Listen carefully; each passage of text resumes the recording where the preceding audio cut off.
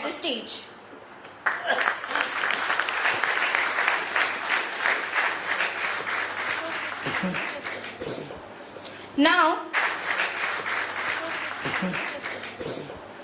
Now, I would like to request Vice Chancellor Dr. R.B. Mankar sir to felicitate. Now, I would like to request Madhav Labhe sir to felicitate Shri Mrinal Das sir with shawl, shriffar and memento.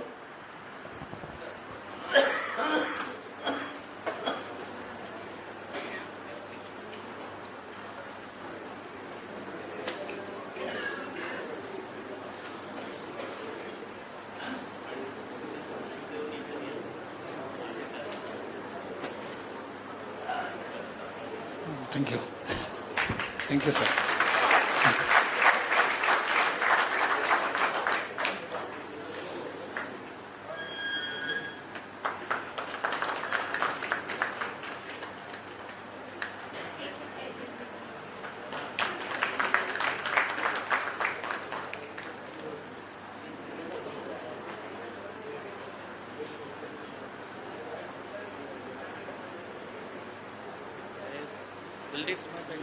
Kuldeep अरे photo काढा बाजूला याच्या थोडा नाही तुम्हाला Okay. Yeah. Good morning to all of you. Thank you so much for giving me an opportunity to speak as a first speaker in the Global Alumni Meet. And I'm very pleased to see I'm from 1987 BTech batch, but I could see few old faces, but lots of new faces only. It doesn't matter, but it is a good gathering. And I hope my topic which I'm going to talk about, you will definitely like. I'm not going to take you, into much detail, but it will be interactive. The topic is way ahead for chemical engineers. What is the future you have? What is chemical engineer? And how the path and the journey. I am going to also tell about my journey in briefly at the end. So first of all, I would like to thank Dr. Raju Mankar, Vice Chancellor, LITU, Dr. Yadav, who is the Chancellor, for giving me the opportunity, Madhav Labhe, Chairman of LITA, Utkarsh Khopkar and Ajay Deshpande, and Rajesh Binwale. He is one of the person who organized everything. So thank you so much for giving me an opportunity. So I'll just take you through my presentation. The presentation is on the way ahead for chemical engineers. What is the future? And how the chemical engineers placed today. What are the opportunities? And it is a very bright future, definitely. So what is chemical engineering? I think whenever we talk about chemical engineering, we talk about distillation, absorption, radiation, convection, conduction, so many things. So this is just a glimpse of, all extraction, Bernoulli's theorem, all kind of things. So I will just take you through a small video, which says what is chemical engineering. So please put it on. Yeah. There are few videos which are there. I think you will enjoy seeing them. What does a chemical engineer do? Light or off? What makes sense though? It takes a huge amount of people to launch a product and get them on the shelf.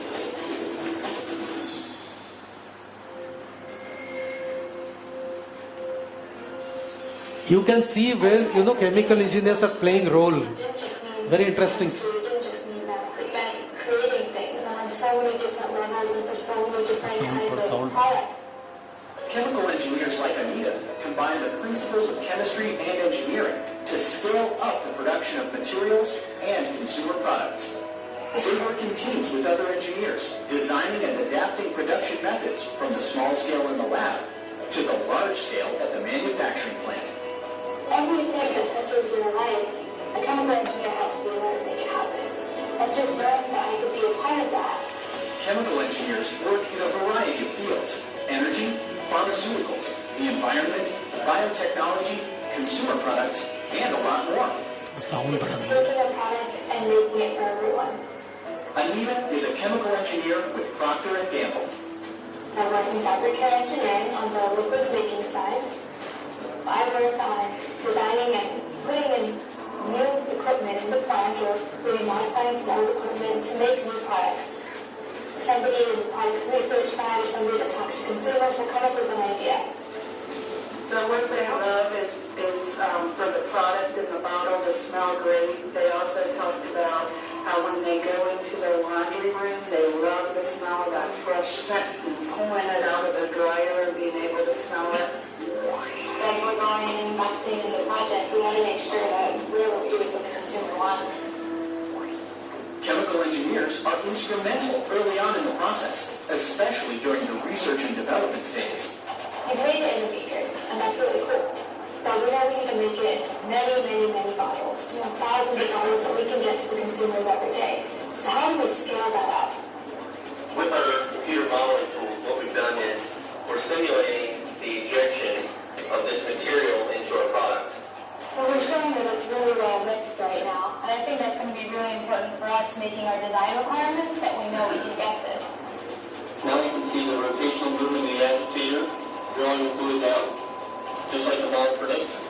Yeah, I can see it going around getting... Most of the batch processes you will see these agitated reactors. Strands are breaking up and being drawn down into the fluid, and after a few minutes we should see the material dissolve.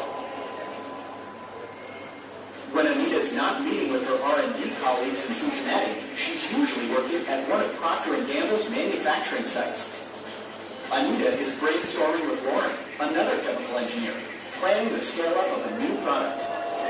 This tank right here is free, and after we some changes inside, and we're looking at material properties inside. So we're thinking this is going to be a kind of thick material. We're going to kind of inject it back into our formulas and then make it homogeneous. Okay, so we're looking at an agitator, maybe a top mounted or side mounted one. It looks like the top mounted is what we're going to want. That's how we're avoiding phase separation right now. For chemical engineering, it's so versatile. Like I can work in product supply, I can work in environment, I can work in the energy sector, I can work in chemical production. I have so many options. You work all day, produce these things, but then you go to the store, you sit on the shelf, and you're like, oh, let's see, I make that. And like my mom would call me up, and she would, did you make this new thing? It's awesome. I'm like, yeah, okay. During the day, I'm a chemical engineer, but once I go home, I like to do a lot of other things too. So I learn how to cook, and I like trying different recipes out and sharing them with my friends. I like to do different types of art. I paint and I do draw. I think one of the most exciting things about my work is it's not just one project. So I'm happy in different phases.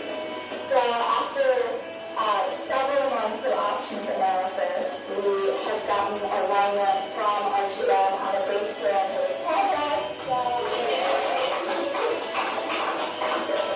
As chemical engineers design their projects, they take into account consumer preferences, implementation costs, and especially plant safety.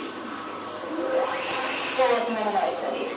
We measured what the sound was actually because using the site's official decibel meter, because we did want to get that recorded. We have custom made for Then switch to the next video. Next video. Chemical engineers also make sure their designs are environmentally sustainable. We're thinking that the batch stock. So we'll go to the next video, just show you something more about chemical engineers. What is chemical engineering? Very briefly defined here in this video. Please watch it carefully. Chemical engineering describes the process of converting one material to another to produce essential everyday products. It is a truly interdisciplinary and wide-ranging field.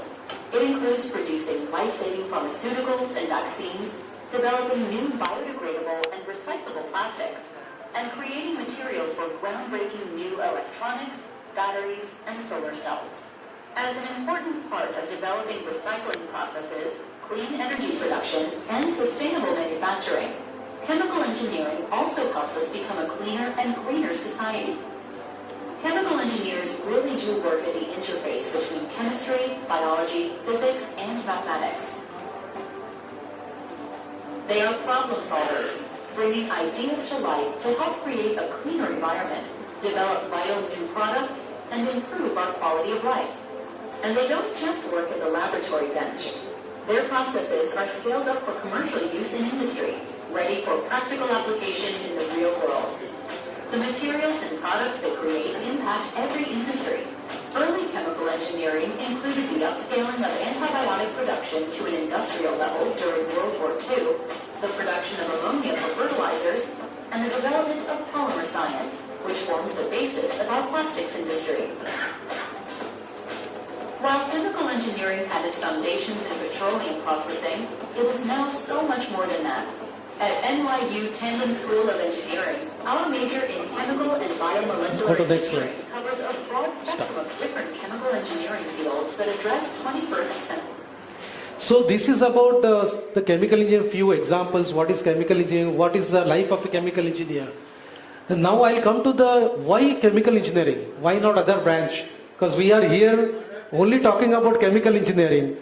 So why we have chosen, what is the importance? I think this slide will tell you, the chemical engineering is a very fascinating field that plays a critical role in various industries.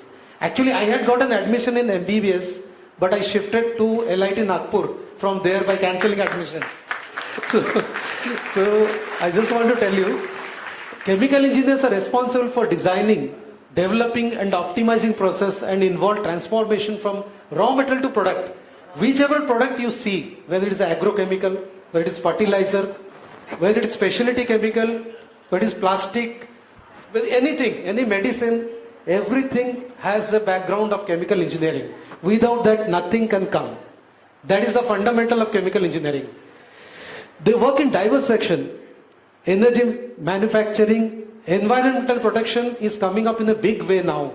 The climate change, global warming, and chemical engineering is going to play a big role in it. I will show you at the end of my presentation a small movie on that. With their extensive knowledge in chemistry, mathematics and engineering principle, these professionals contribute significantly to the society at large. Everywhere there is a contribution. From creating innovative solutions to complex problems to ensure the safe and efficient production of material, they make a profound impact on everybody's life.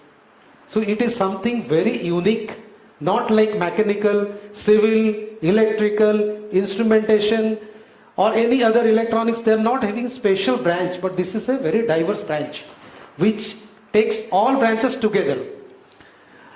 It offers exciting opportunities for personal and professional growth.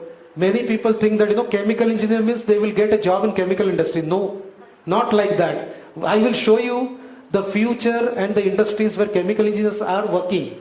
I will give you a few examples also. What is the way forward for the chemical engineers? Chemical engineers in great demand. They are in large number of industries and they depend on the synthesis of processing and chemicals. In addition to traditional careers in chemical engineering in oil industry, they have opportunities in biotechnology, which is growing in a big way, pharma, electronic device, fabrication and environmental engineering. The unique training of chemical engineer becomes essential. That is why we all who are the students, they need to be expertise in all these chemical engineering subjects. The fundamentals are very important. Unit processes, unit operations, kinetics, heat transfer, material of construction, these are all major subjects where cost estimates, people should learn in depth. Yeah. I think you're speaking too much actually. Okay. No, you can put it down. Yeah.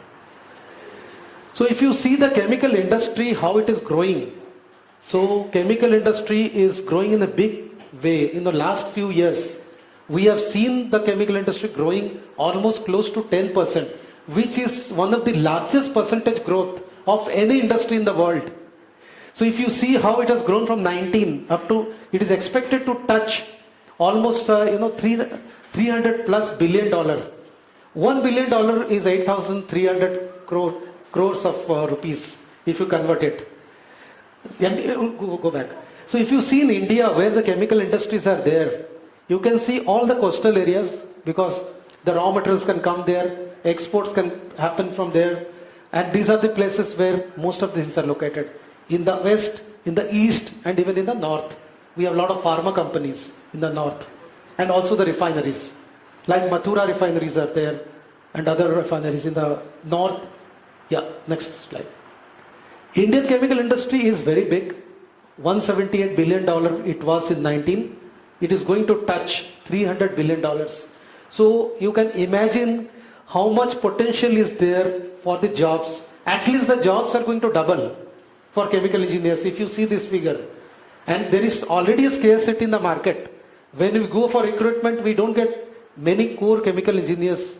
And there is a big, they jump very high in the salaries, they grow big, and now it is a very highly paid job also.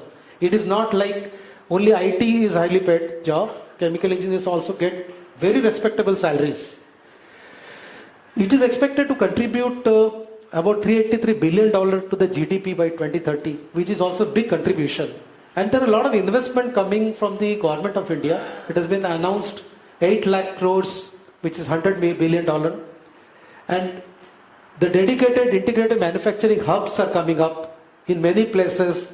And you can see 20 lakh crores of investment is expected by 2035. So how many industries, how many opportunities, how many jobs, and what is the prospect for chemical engineers? The government has started various initiatives like certifications, anti-dumping duties from Chinese and suppliers. So Indian industry is getting a lot of opportunities to grow, expand.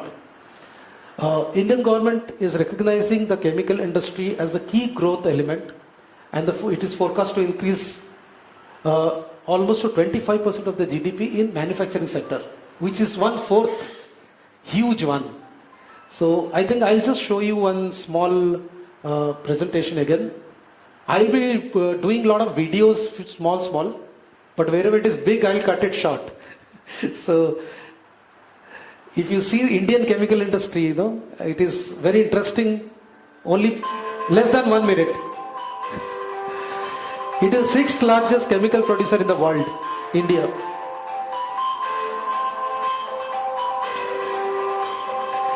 %25% contribution to Indian manufacturing GDP, and is expected to touch, and the key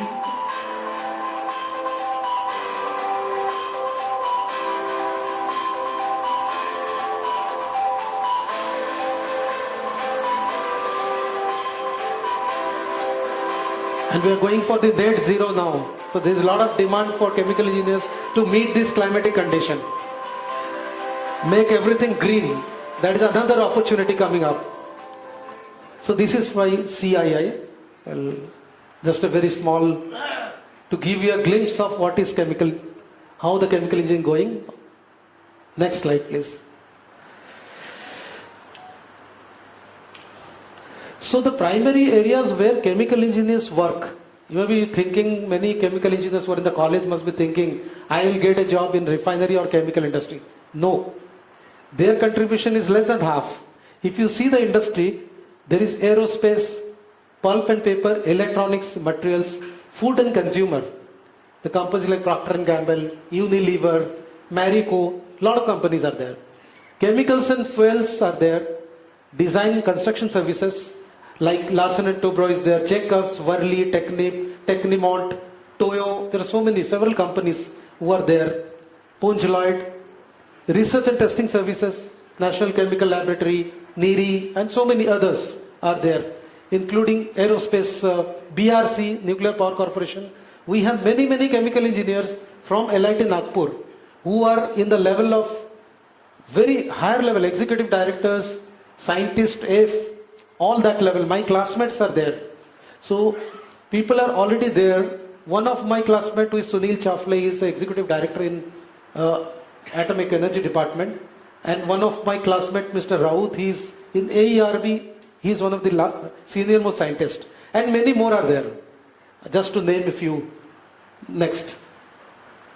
So chemical engineer's job title, when we enter, we get a job title, GET, or a trainee engineer, we feel like, what? I have done BTech and then I am getting a GET title and trainee engineers. Don't get worried. Initially it will be like that. 3 lakhs, 4 lakhs, 5 lakhs, 6 lakhs like salary. But when you work hard and in the first 5 years, you get trained, you acquire skills, then 5 to 10 years, and 10 years you will have a jump. if you really sincerely work, learn and get trained properly. So if you see, you can be the technical services, you can be the sales and marketing, you can get a title of quality engineer, production manager, process control engineer like Honeywell, Emerson. They have several chemical engineers. ABB, Yokogawa, DCS is a big field, PLC and DCS. And nowadays SCADA, all things are going on. Process optimization. Everything is becoming remote. AI is coming into the picture. So all this integration of AI into chemical engineering is also a very important aspect where you can get opportunities. Then maintenance engineer is also one branch. Environmental engineer, definitely. Development engineer.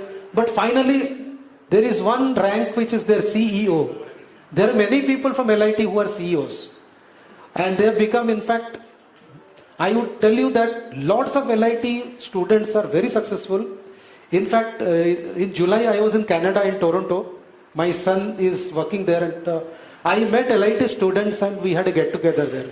And people are working, there in big positions in universities and all. I had gone to Paris in France. My classmate is teaching in Paris University. Then one of my classmates, who is Mr. Abhijit Dandekar, he's teaching, he's the head of the department in Alaska University in chemical engineering. Then there are people who are working in IT companies, in IBM in a big position, in US, in UK. In UK also there are people in Aberdeen who are scientists from my classmate. So all the people are very well settled. Even they are into diverse field. Some are even advisors to the PM office. They are into finances. So it is not fixed only chemical engineering. People have diversified into many other fields. So you have very choice of titles for chemical engineers way ahead. So it's very interesting to know. You start with chemical engineering, but you have the opportunities are plenty. It grows multiple. Yeah, next. So the hiring trend in India, if you see, or even the globally, this is how the picture is. The chemical industries are only hiring 22%.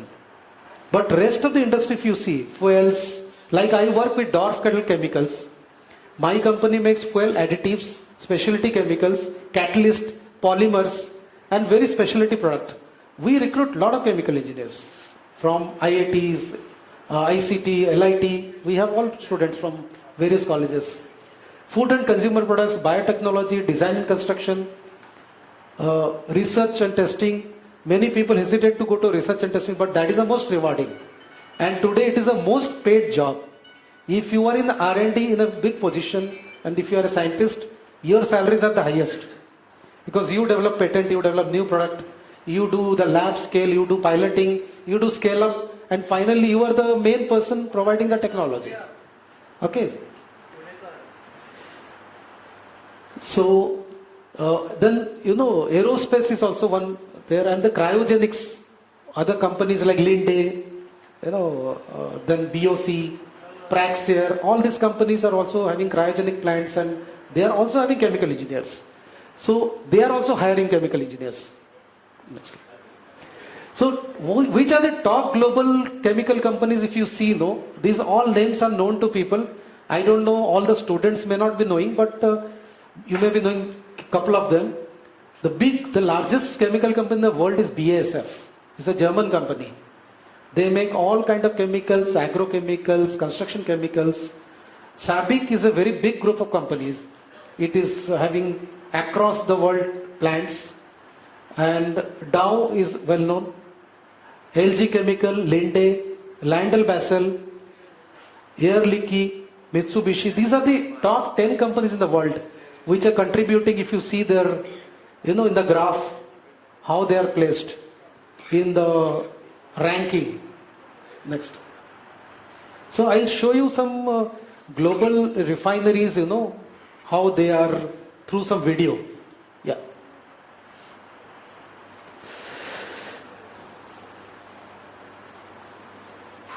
This is petroleum refining process first. Then we'll go to refineries. Yeah.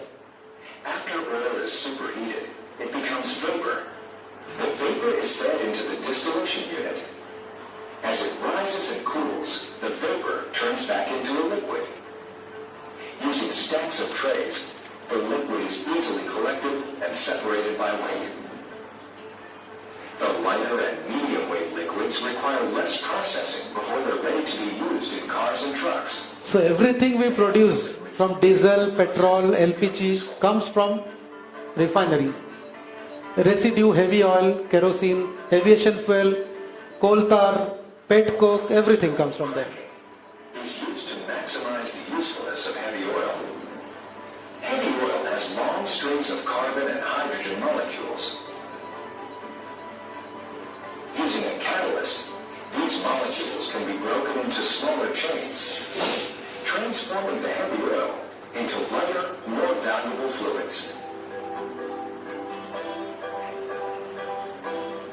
Reforming is These are all Horton spheres. amount of gasoline These for produced from pressurized storage of one of the products separated propylene, propane gases. a liquid called naphtha.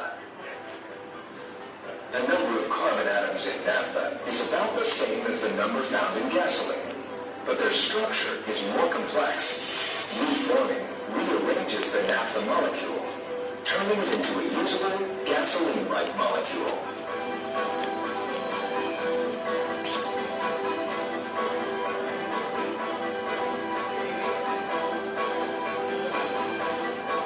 Blending is a process of mixing different refinery products to make finished petroleum fuels.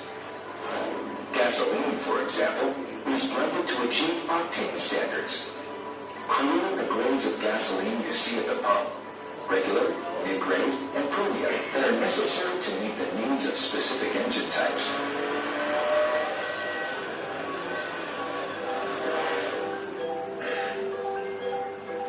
Treating is a process used to produce cleaner gasoline, which helps protect both the environment and our health. Gasoline molecules contain impurities like sulfur that can be removed.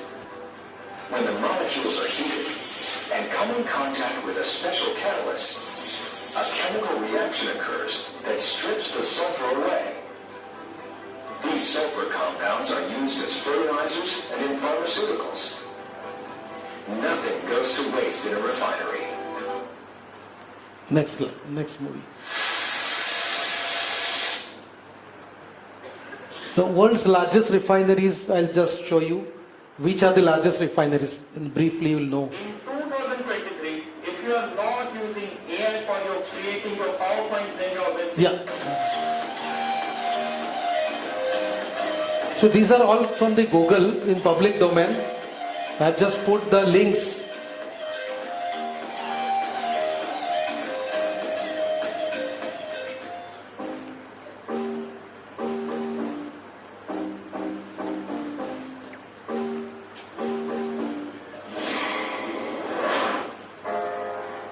This is ExxonMobil, which is in Texas, United States.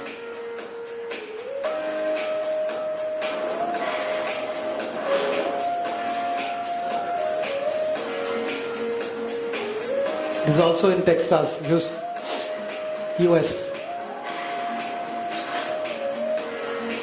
Saudi Aramco, but they are based in Texas.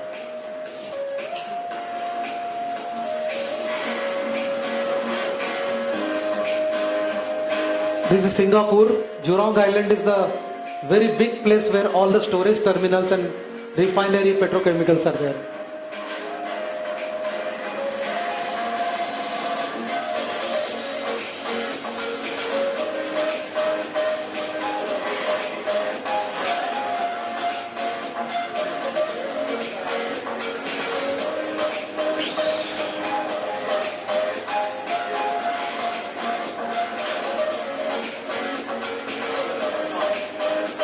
This is in UAE, Abu Dhabi.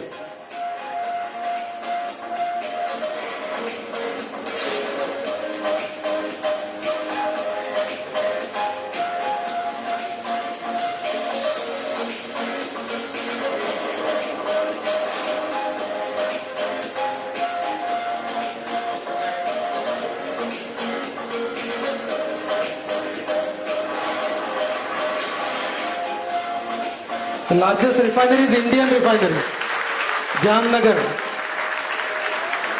It has already doubled the capacity now. So this was the old figure. It's 25 million now.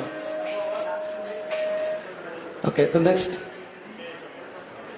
So see, we have made the largest refinery in the world, and I have been involved in all the three phases of Jamnagar refinery from various companies. Yeah. So you can just see few more details about the first 5 refineries. I think we will go, only Reliance Jamnagar will see, rest will jump. So let it go. Processing capacity of 1.24 million barrels per day. The processing units at the facility refine the basic feedstock, crude oil, to obtain various finished products. Products produced at the Jamnagar refinery are exported to several countries. The refinery features... It has got 2 refineries, one is DTA, another is SEZ. One is domestic, another is export. So Reliance is having 2 type of refineries. I think that's all. You can close it. Yeah. So we'll go to the next slide.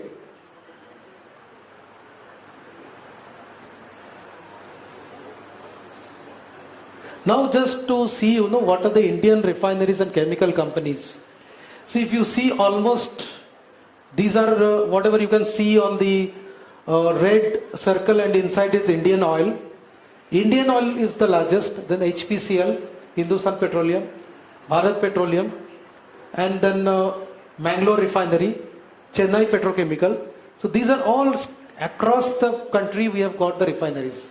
And these are the people who are also recruiting GETs through GATE and sometimes directly.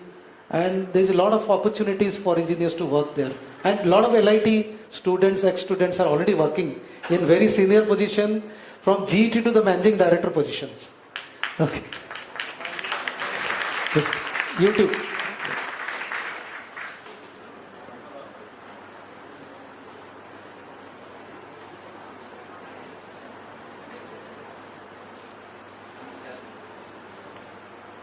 Last 5 years, the salary has...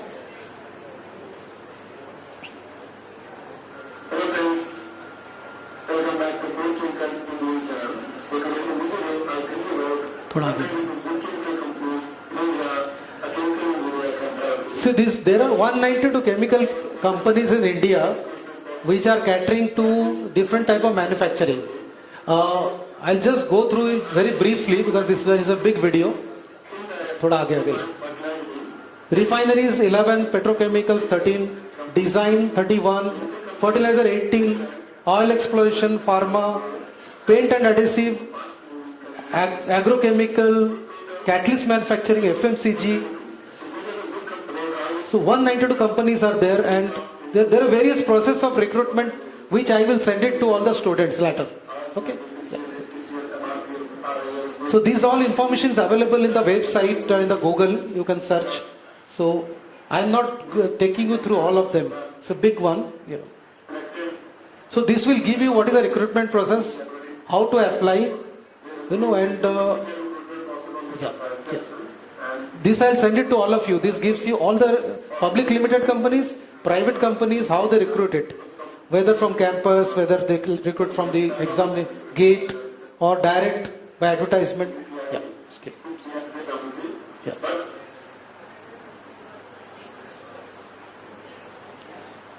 So this path I'll send it to you. You can send to all the students also. Next one.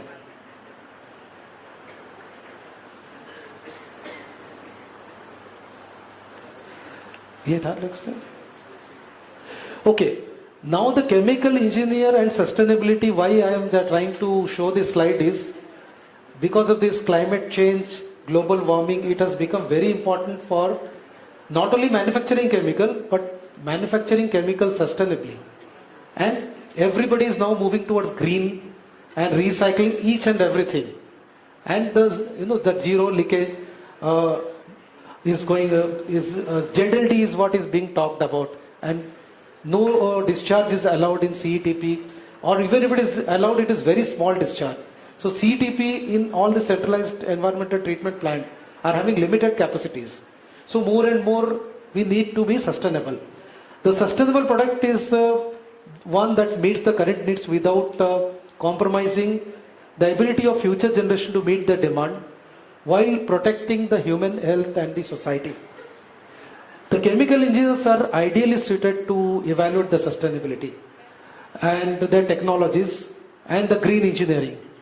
The current estimates indicate that the societies of the world are consuming 50% more resources. So how much opportunity is there for us in sustainability to go for green and recycle? That is, this figure itself is telling us. In addition to preserving resources for the future, sustainable engineering involves protecting human health and needs of society, and sustainability should be integral part of the future design.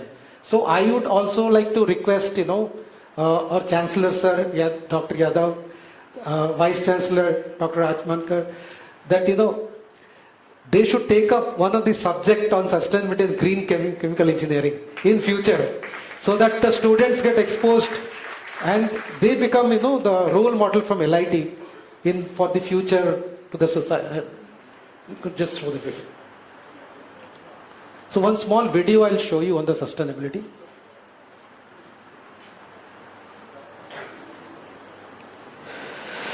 What is green chemistry? Very briefly explained. We are talking about green ammonia, green hydrogen. So designing the materials and the chemicals that we will use in the future that are better for human health, that are better for our environment as a whole, and that will help us to design an efficient planet where we utilize everything in sort of a circular way so that everyone's life will be better. Green chemistry is a fundamental approach to developing chemical products in a very safe, environmentally friendly way. Examples of that would be to make let's say, a drug product without using ingredients that are toxic, constituents that are toxic, or solvents that are toxic. Or time engineering, I think, refers more specifically to the methods employed. So we tend to spend a lot of time, thinking about ways to assess the hazard or risk of a chemical, and we spend a lot of our energies there. I think the true potential, the true value of green chemistry is about innovation. It gives us, then, the conceptual framework to start thinking about what do we want the material to do, and how can we achieve that function that we want, but in a way that doesn't have those impacts. I think it refocuses us on where we should be applying our energies and our intellect in the design of the actual chemicals and products.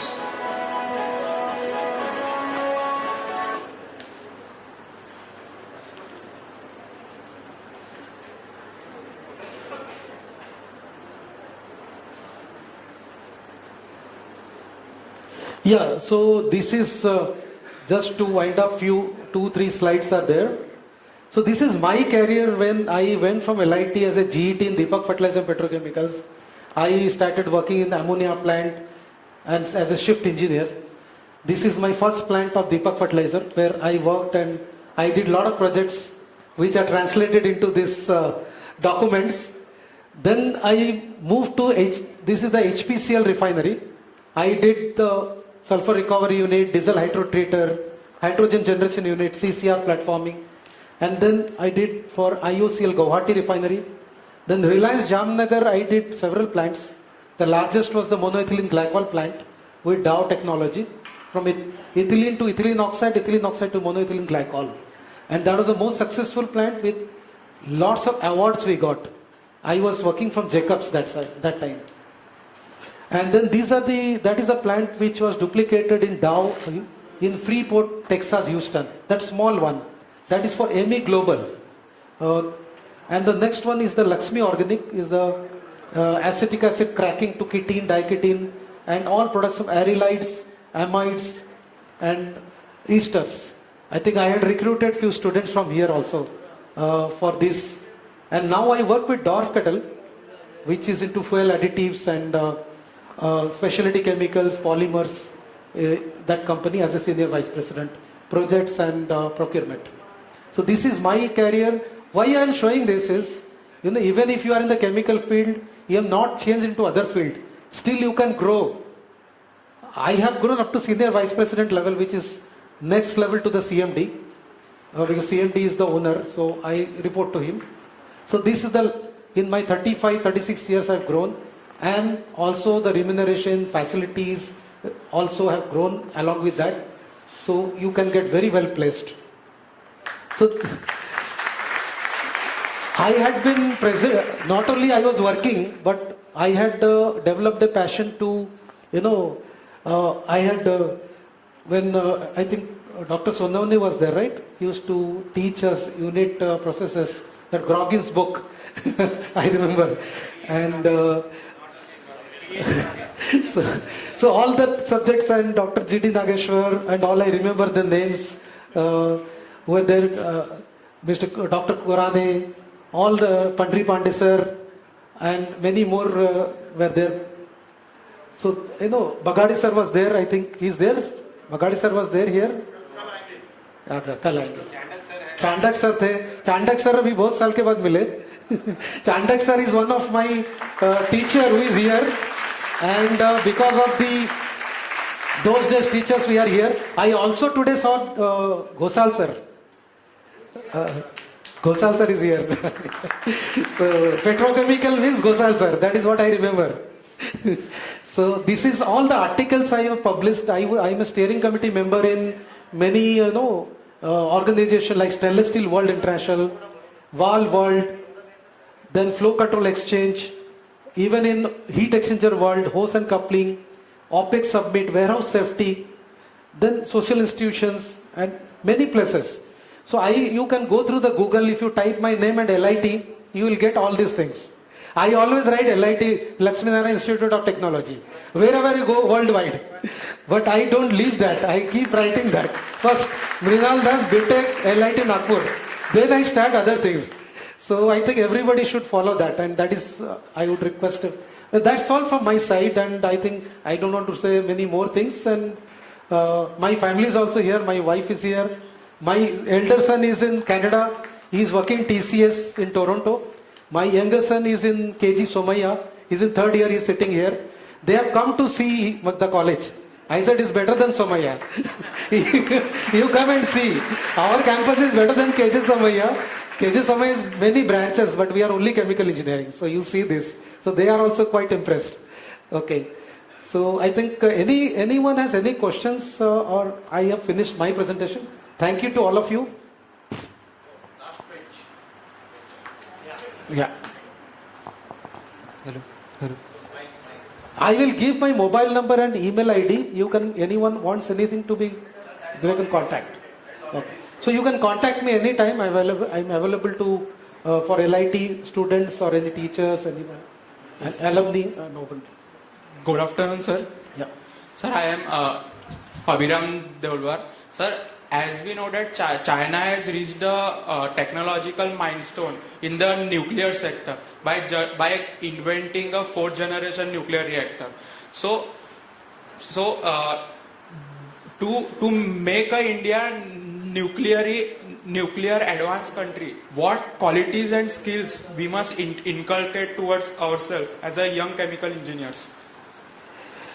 See, I always said that we need to know the fundamentals of the unit process and unit operations and kinetics, heat transfer. These are the basic things. If we know, that can be practiced. But that has to be followed by rigorous research. I think India is, I am not from the nuclear field, but my lots of friends are there in NPC, AERB, BRC. So I think they are developing in a big way. Maybe China is telling they are far ahead, but I think we are equally matching them in terms of the nuclear reactors, or any radioactive isotopes development, or any fission or nuclear fusion. I think we are equally developed. But since it is a secret and it is confidential information, it is not published.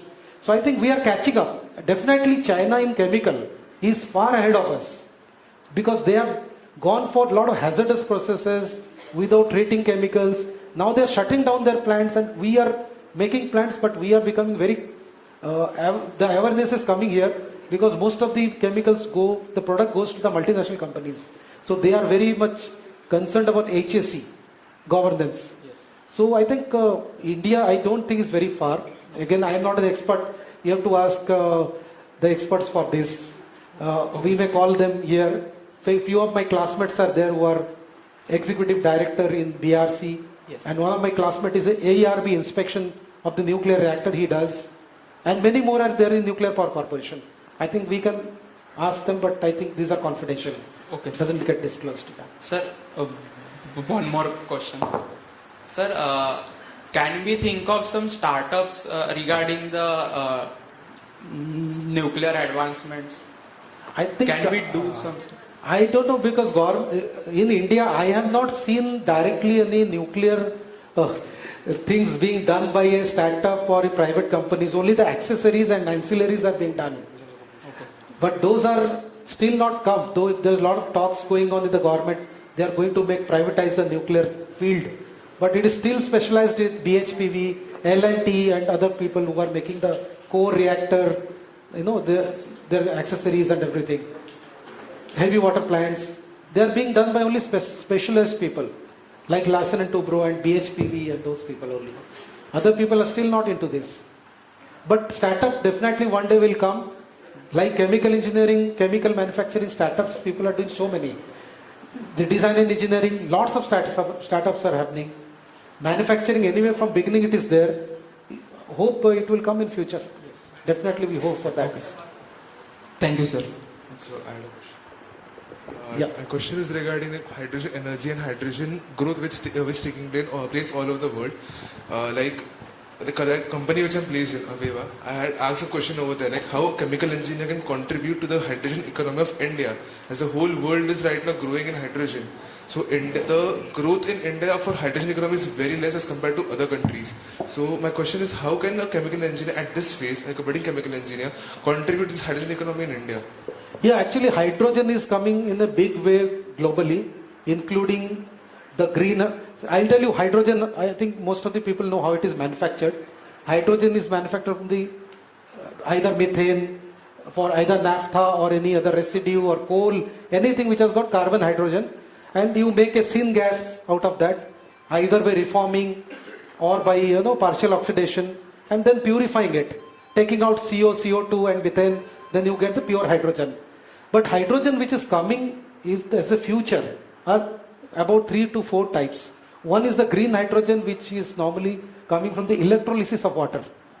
That is that is going to be used for any purpose, including any other green energy like solar, and making ammonia from nitrogen and hydrogen. That is a green ammonia which has got a very big future, and many people are going towards that. But the cost of production by electrolysis is still very high. In India it has not come down, but in abroad a lot of research is going on and they are coming down. Otherwise the conventional reforming process which is there by cracking the methane with the steam and then purifying the syngas, that process is conventional. But this electrolysis process is still developing. It has still not become fully commercial. That is number one. Second is hydrogen is a fuel cell. Is also a lot of developments are happening abroad, especially in Germany, USA, and in India also it is also being experimented. Maybe we'll see a hydrogen fueled car or bus very soon. It is happening abroad. So there is a lot of research, a lot of things to be done in India for hydrogen part. Otherwise, hydrogen cylinder, you don't see so many here, like you see argon, oxygen, like that. So hydrogen liquefaction is also not that simple. And handling also hydrogen. So in India, you are right, still we have not gone to that level. Even in some countries, they are doing the piped hydrogen. They are generating the hydrogen, purifying and piping it underground, and people are tapping it for manufacturing various things from that. Any chemical which can be using, even the hydrogenation process in chemical plants, or ammonia, or methanol, or fertilizer. There are so many things can be done. Even in refinery it is used for removing sulfur. So hydrogen future in India is very bright, and I think it is lacking, but people are working on it. Okay?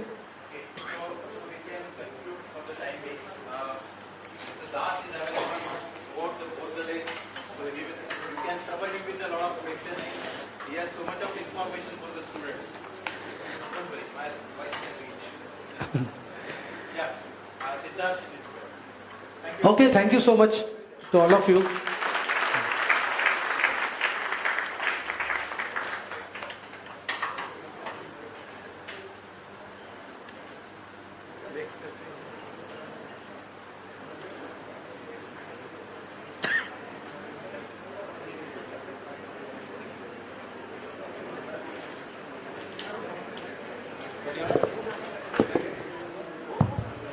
Hello.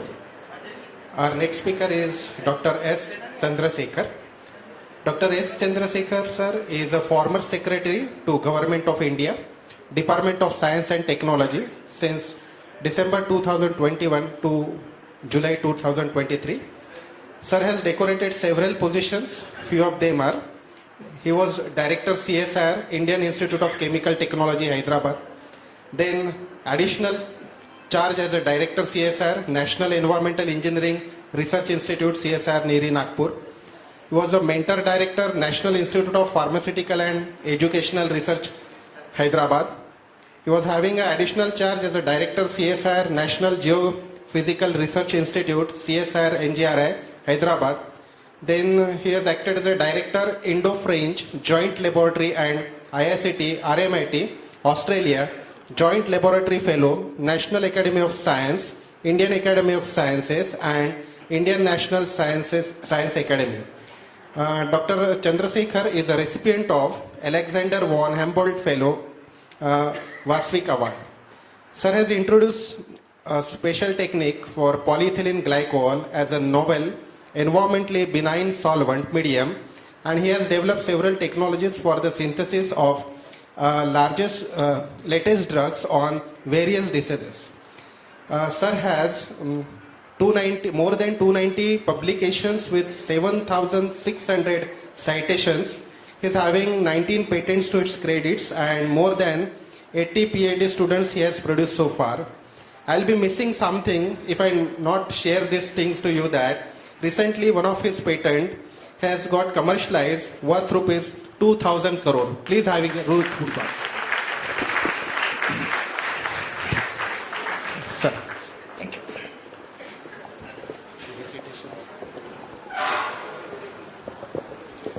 Now, I would like to request Vice Chancellor Dr. R.B. Mankar sir to felicitate Dr. Shrivari sir with shawl, shrifford and memento.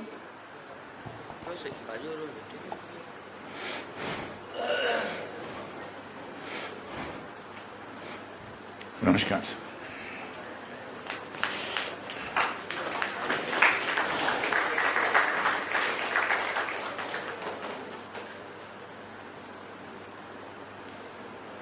Thank you. Nariyal?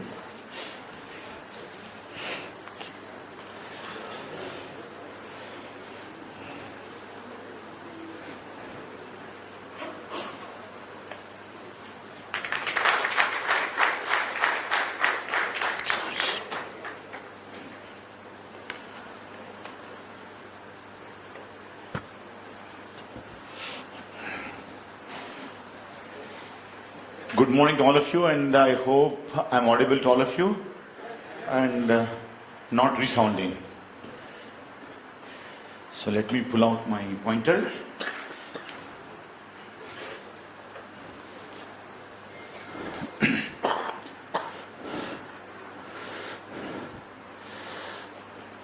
Should I change the slide?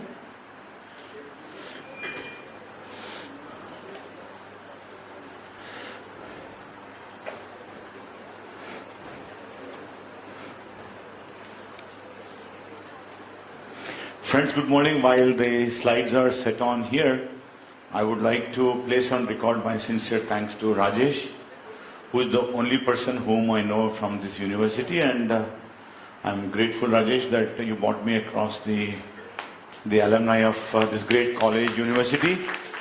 I'm so delighted that Sri Lakshmi Narayana was also a Telugu-speaking person, and then who was the donor of this campus. I would like to quickly, we have about 45 minutes to go for 1 o'clock lunch, and I hope I would not shoot out, but if I'm shooting out, all of you are welcome to start walking out of this hall. So today I made my talk for the alumni of this great university when I was told by one of the organizers that we have someone who was graduated in 1942. And then, of course, we have colleagues who are currently studying and become future graduates, and then they also become alumni of this university after a few years. So my title has more numbers than English words, and it says at 120 in 2075 through SNT. So I would like to tell you 120 is the age and 2075 is the year. So those people who are currently studying here, I do believe that when they reach 2075, they would be bumping into people who are 120 and not out. So this is what the whole talk will take us. So I will share how science and technology, especially chemistry, actually not knowing that this is a chemical engineering driven university, I removed a lot of chemistry slides. I thought people would throw stones at me that I'm talking too much chemistry and there are civil engineers, mechanical engineers. I'm so delighted that is all chemical community. Unfortunately, a community which has been treated by the society as the people who create pollution. They don't realize what wealth and what energy we provide to this planet. So I will run through several slides, about 35 slides and 40 minutes. And hopefully at the end of the talk, you would get a message that 120 not out is a very realistic number. So my whole talk has been picked up from 3 scientific novels, if you want to call. One is John Gribbin's Science, a History. I just want to tell, when I'm talking of a science is a personal activity, certainly. With very few exceptions, scientists throughout the history of applied their craft not through lust for glory. Unfortunately, some scientists aspire to get glory rather than what they are doing. So I think we are all here to make this planet livable and also provide comfort to the planet without destroying. As my predecessor mentioned, the green sciences, green technology, which Professor Yadav advocates across whenever he talks, I think that's what is the mantra for all of us, and certainly not the glory and rewards. But also in order to satisfy their own curiosity about the way the world works. So, and also the Yuval Noah Harari's 21 Lessons for 21st Century. These are the 2 books I have taken. A new book which I have not completed reading yet, but I thought this is my inspiration for the talk, is the Tony Robbins Life Force. And I sincerely advise all of you, if you get an opportunity to read this book, a great book to read, even if you are not a biologist, you are not a medical doctor. And the 4th book which I took inspiration, Why We Age and Why We Don't Have to. I think we all know that aging is a natural phenomena, and certainly tomorrow I'll be older by 1 day, and day after tomorrow I'll be older by 2 days. But then David Sinclair says that why we age and why we should not age, or why we don't have to age. And certainly this should be an inspiring book for all of us who are at least 55, 60 plus and aspiring to be young as much as possible.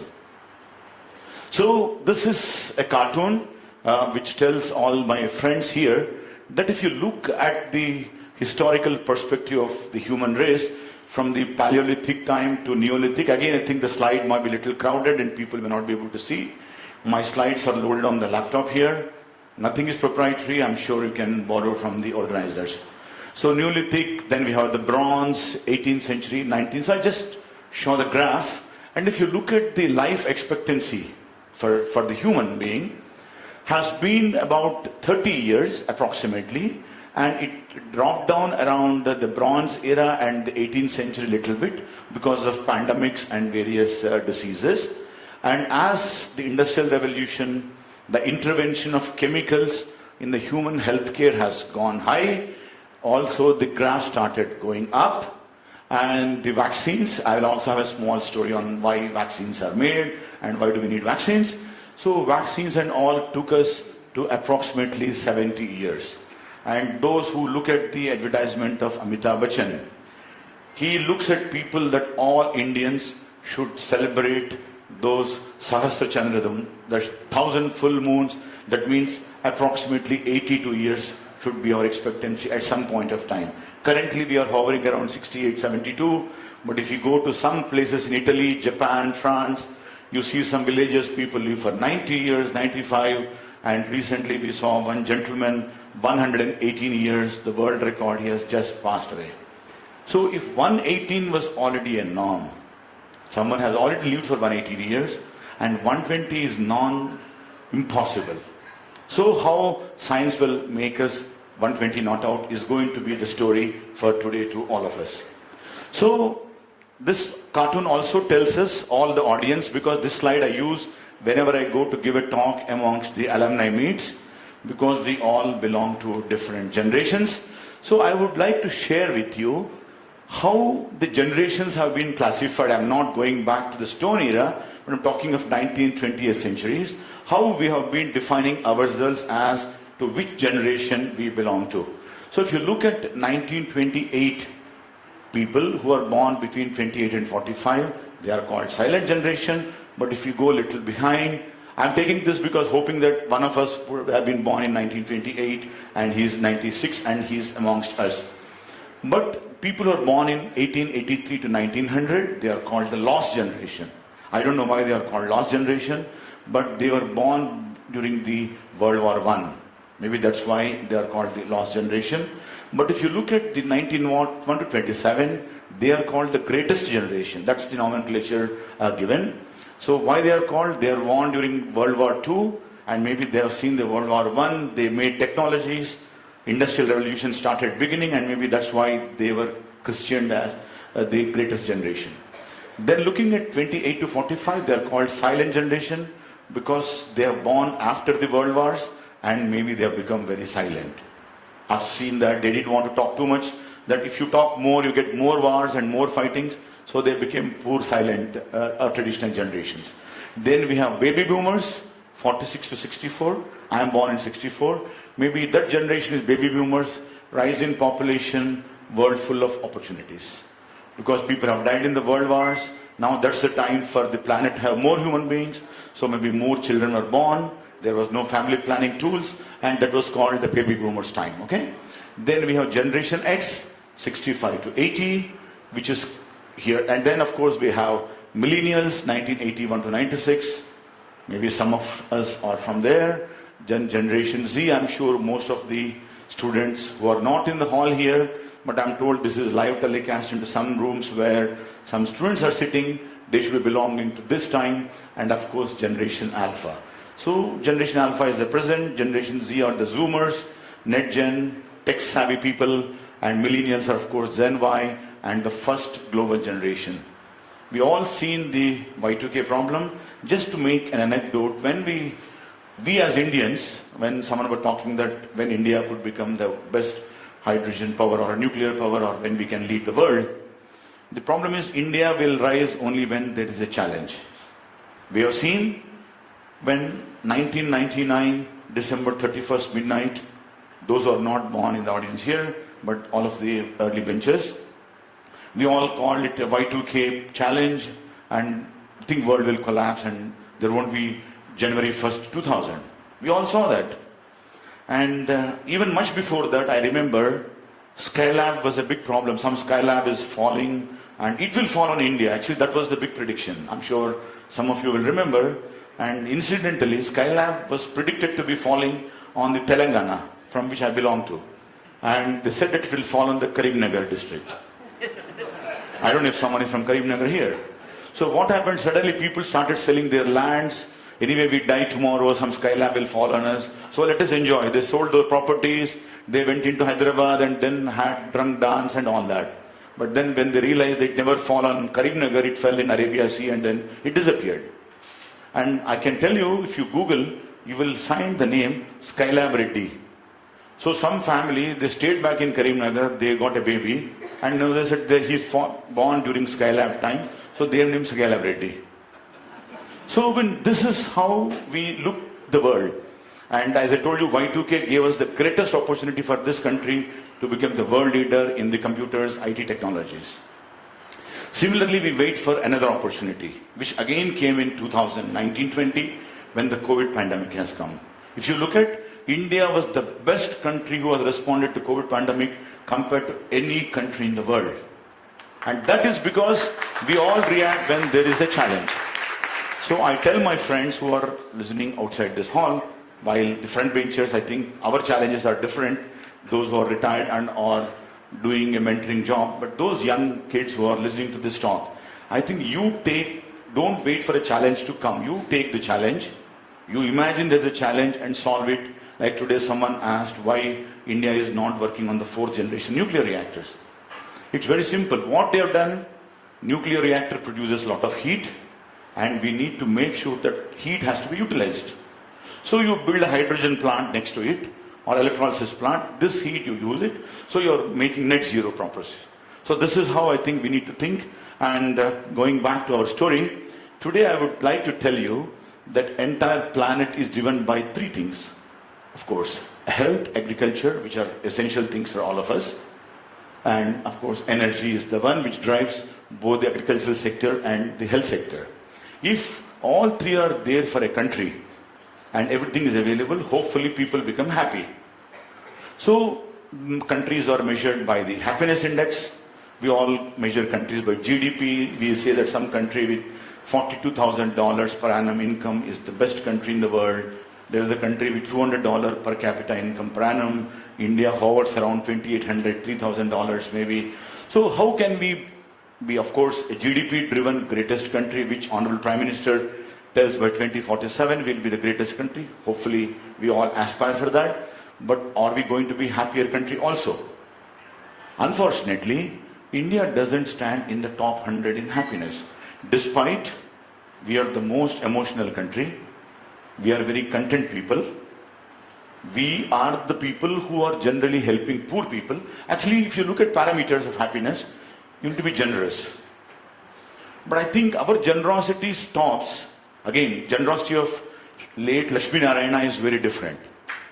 We are talking of the generosity of most of us giving 10 rupees at a temple to a beggar or 1,000 rupee donation to someone. Our generosity stops there. I think, can we be more generous? Can we be more like Sri Lakshmi Narayana? Then of course, environmental, social, freedom to make life decisions. I think today we have freedom. Trust, something which we need to build across us.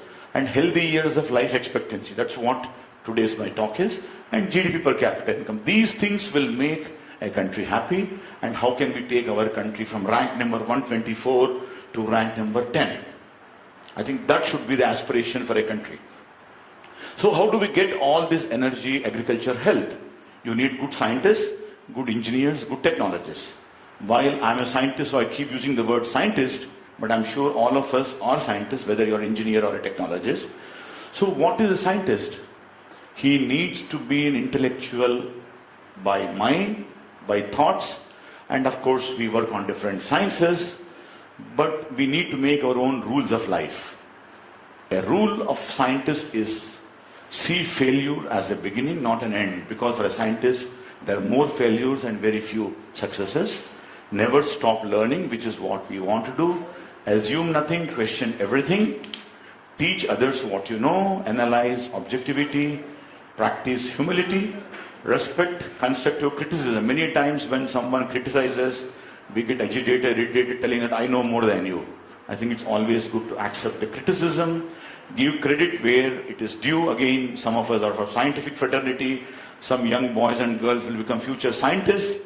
My request is, give credit even if you are a student of your chaiwala or your tea supplier, whoever gives you an idea, I think we need to give credit to them, take initiatives, ask the tough questions early rather than waiting to end, and of course love what you do or leave it. Many a times love what you do is not possible in a country of 1.4 billion people, but love whatever you get. I think that's the message I would like to convey to you. So if you look at scientists, like whatever we are divided by the planet. When this whole world was made, this planet was made, or the universe was made by a Big Bang, or if Lord Brahma has created or some other God has created, I think this world was one round ball without partitions. When the first human being was made, he was not belonging to any country. He did not have a citizenship. He was the citizen of the planet, or he or she. But then, over a period of evolutionary processes, we made boundaries, we made passports. But this passport and visas did not stop a tiny virus, which is not even seen in a microscope, to travel the planet and made the havoc. So when viruses don't need a passport and visa, why human beings need? We are more intelligent people, and why should we need a passport visa? But then we made division of the planet, but we also made science, unfortunately. So we made physics as one branch of science, chemistry as one branch of science, earth sciences, biological sciences, they don't talk to each other and everyone work in silos. It's exactly like a medical doctor who is a super specialty doctor. When you go with a headache, he does not even know because he's not a general physician.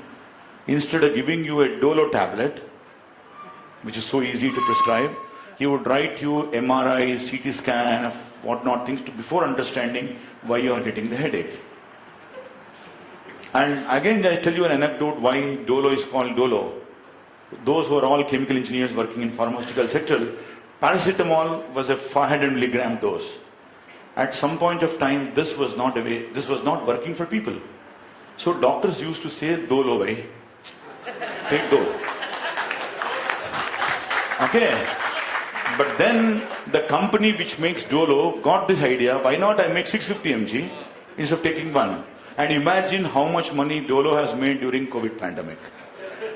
Okay? So coming back to our story again, why did we divide? To make one drug, I need a biologist, I need a chemist, I need a chemical engineer, as my friend told, to manufacture. I need some animals to sacrifice, poor animals like rat and monkey and all that. So end of the day, it is all sciences put together make one drug to make this planet healthy. To make one agrochemical, I need all of us. But then we divided and we don't study other things. And I say chemistry is the central science, and my predecessor told chemical engineering the central science. I think science is central. Let us not talk about who is central. So I will tell you if science has given you boon to the planet or bane to the planet. So if you look at it, improved the quality of life to all of us.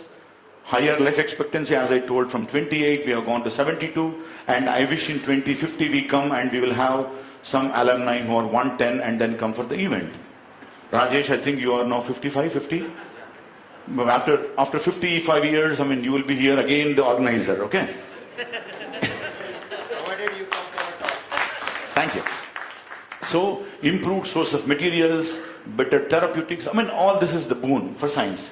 But then, we already spoke, environmental changes, damage to ozone layer, which we talk so much, depletion of resources, industrial activity, increase in energy consumption. So these are the banes for this planet. We have seen the global warming, how the world is increasing, and we are worried that 1.5 degrees centigrade, I'm sure we see in the newspapers. The moment it touches 1.6 degree more temperature, our glaciers will melt, Himalayas will not be there, and maybe we are not there. Luckily, Nagpur, Hyderabad have no coast, so we are all okay. But then I think Bombay people will rush towards Nagpur, and then the real estate will go up here. So the beginning of the science is basically by the first scientific observations for the sky, stars, planets, and supernova. Because a physicist who is studying astronomy does not require any tools. You just go out in the dark, in an open sky, and look at supernova, and then the whole science has begun. That's how this is the oldest science one could think of. Of course, there are path breakers because of the telescopes and microscopes. So a lot of innovations have happened here. So we have seen the Kepler's era, Galileo's era, which you all study in the college science. And of course, telescopes and lenses were the tools for development of this entire branch. Now coming to biology, which is the lifeline for all of us. When we talk of life expectancy, when I say at 120, I think biology has played a critical role. But imagine how this science has begun. Robert Hooke, between 1630 and 1700, he was born with a genetic disorder. Today there is no cure for genetic disease, but now I'll take you through how we can cure genetic diseases. His diet was just milk and milk products because nothing else he can digest. Developed pronounced malformation at the age of 16. Developed expertise in making tools. So how important is a tool scientist? He started studying the coloring patterns, microphagia, and he was able to begin a branch of science which is like biological sciences. Then similarly, if you look at Andrea Vesela, the founder of human anatomy, Gabriel Fallopi, and William Harvey, They have discovered how the blood circulates in us, and Gabriel Fallopi studied the inner parts of the ear.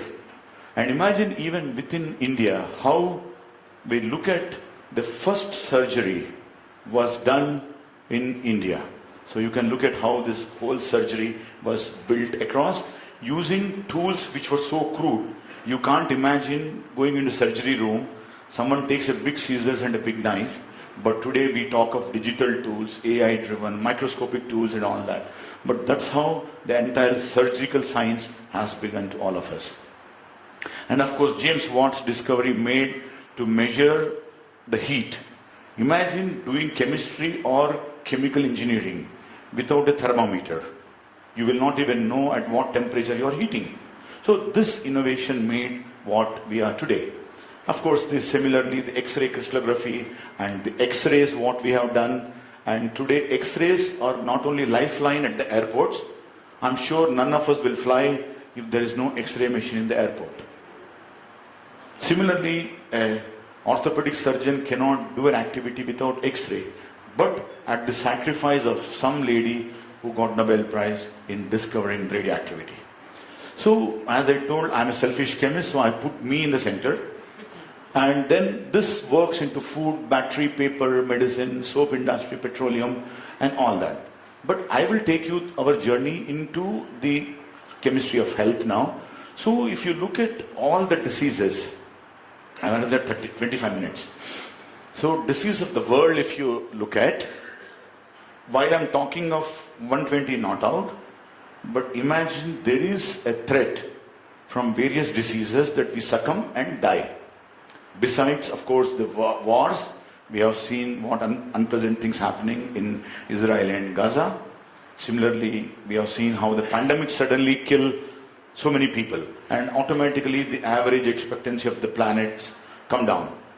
But today, if you look at the common diseases which threat this planet or this human beings to live not beyond 70 or 80 years, or the diseases of the affluence which are coming for upper middle class rich communities, obesity because they don't eat on time, they eat more food maybe, then cardiovascular because once you're obese, then high blood pressure, CNS diseases, cancer, diabetes, and of course you have money, you drink alcohol, unfortunately. So these are the diseases of the rich people or the rich countries, and there are diseases which also kill us: respiratory infections, HIV, diarrhea, tuberculosis, malaria, and many children, because of no vaccination in African countries, they die because of many diseases at childhood, and of course there are many orphan diseases. So these general diseases are reducing the average age expectancy of all of us. So how can we make drugs or chemicals which can cure these diseases and make 120 not out? So let us address one disease by one disease. If you look at the tuberculosis, this is not a pandemic. I'm not making a threatening statement here, but 30% of the global population to 40% of the population have Mycobacterium tuberculosis living in their lungs. And because our immune system is strong enough and it is in the very nascent stages, it is not killing any of us. Imagine someone who gets HIV, whose immune system automatically comes down, and immediately HIV patient, the first disease he or she gets is tuberculosis. So now while you cure HIV, you also make sure that he is treated for tuberculosis. Similarly, as we age, our immunities come down. If our food habits are not good, the air quality is not good.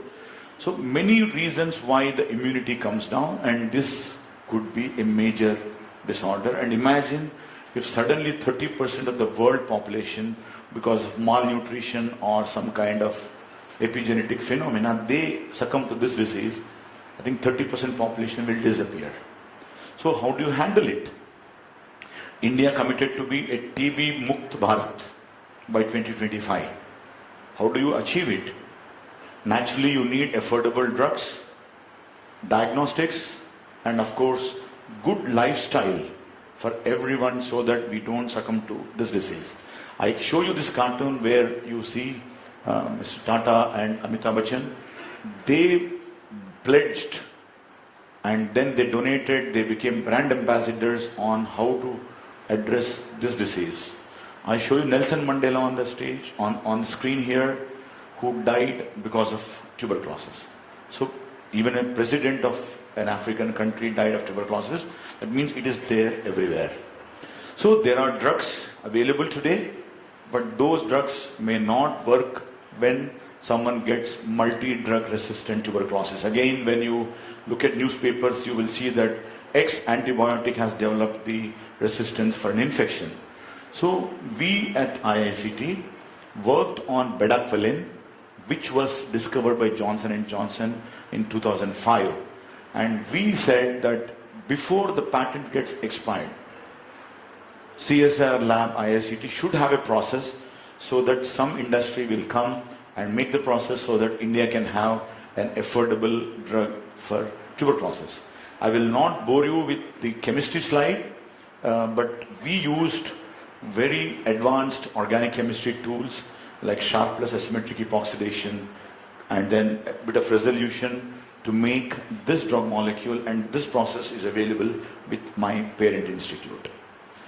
So come back to vaccines. As I was telling you, none of us were even keeping a track of vaccines, because when we were very kids, mother will take you to a polio hospital, or in the bus stop the government will put 4 drops of polio, and then of course chicken pox and smallpox are eradicated now. So more or less India has already out of polio now. India has been declared as a polio-free country because of vaccines. But still we don't even look at how the inventions of vaccines has happened.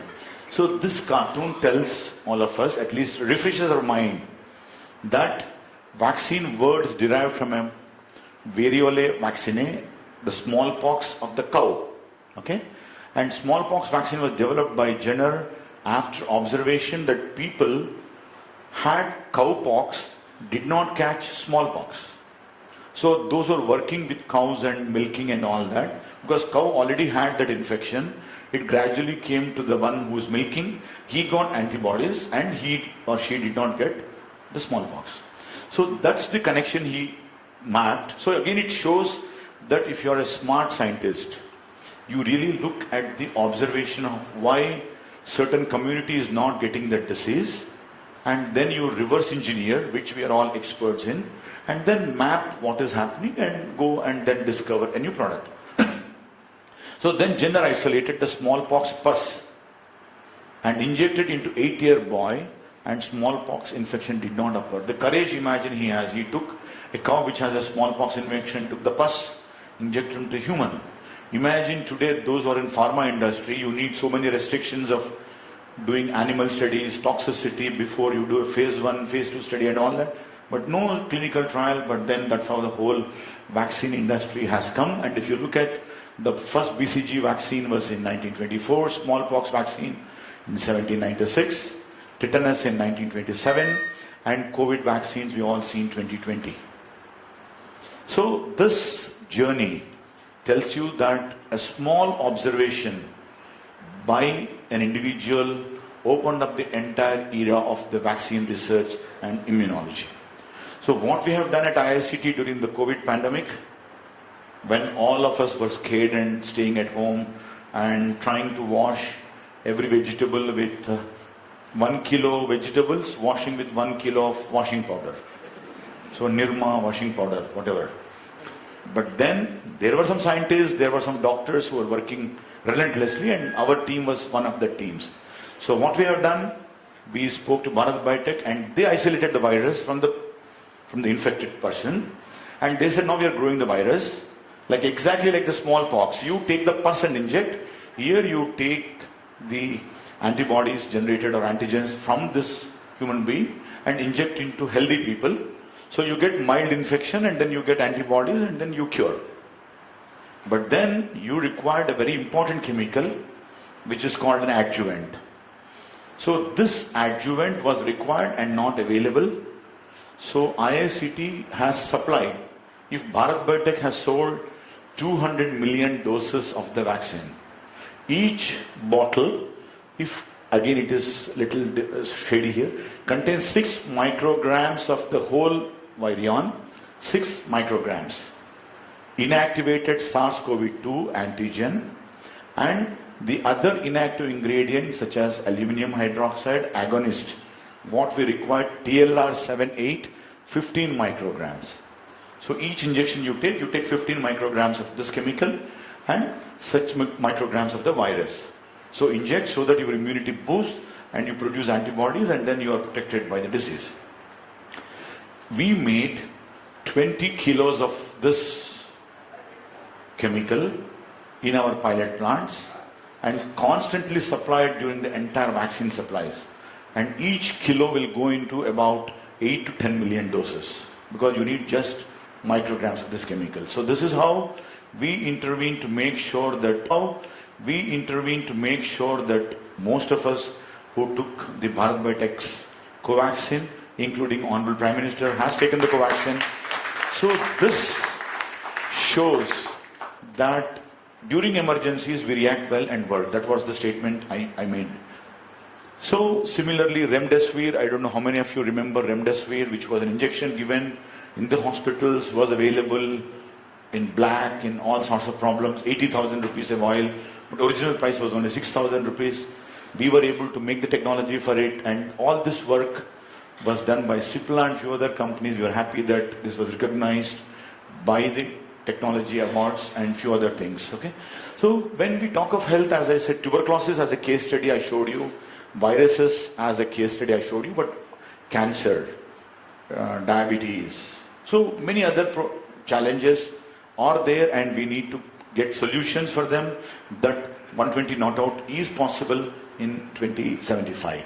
So if you look at the health parameters I spoke, but then we need to look at the agriculture, because we always saw that food is of course the essential component of the planet and affordability is the most important thing. So I will share with you how the agriculture has evolved through the human civilization. Agriculture was not there when the first human was on this planet. So he was a gatherer or a hunter, so whatever animal is there, you take a stone and kill the animal and eat the raw meat. And it seems accidentally there was a wildfire and some animals have died in the fire, and when that meat, when this gatherer, hunter, the rock era time, a human being ate, he felt that that food was more tastier than when he hunts and eats the fresh meat. So then he thought he needs to burn the meat and eat, was the message for him. And that's how the entire cooking has come. Otherwise you don't require cooking gas. If you can eat like animals, the raw meat or the raw vegetables, I think you don't require to worry about cylinders and gas and all that. But I think this human being discovered the taste was better, and then we all got adapted, and over a period of time our genetic system, intestine, everything got adapted to cooking food now. Otherwise we would have been happy hunters and gatherers. But then because we required more organized way of growing, slowly the agriculture has evolved. Again, this slide tells you how it has happened across the Nile River and then beyond. So but then we all talk of urea. Today my friend was talking of nitrogen and ammonia. So when you look at urea is the lifeline for the Indian farmer. I just want to tell you a story here, another 10 minutes I have. So if you look at the urea facts, you need ammonia, carbon dioxide to get urea, and of course prepared industrially by combining carbon dioxide and heated from urea at 20 degrees at 150 atmospheric pressure. High concentration of CO2 is required, then typically ammonia, urea are formed in the same production plant. So these are all engineering challenges in which all of you are aware. And this is one of the green processes if you really look at the entire process. But imagine now, all with the pretext that we are worried about the environment and nitric oxide gases produced by diesel burning in all our diesel vehicles. Euro 6.0 is the norm today. You all use AdBlue into your vehicles, because when your diesel is burnt, whatever the NO gases come, this urea will trap and this will not go into the environment. Okay, that's That's what is one if you are using a Euro 6 diesel vehicle.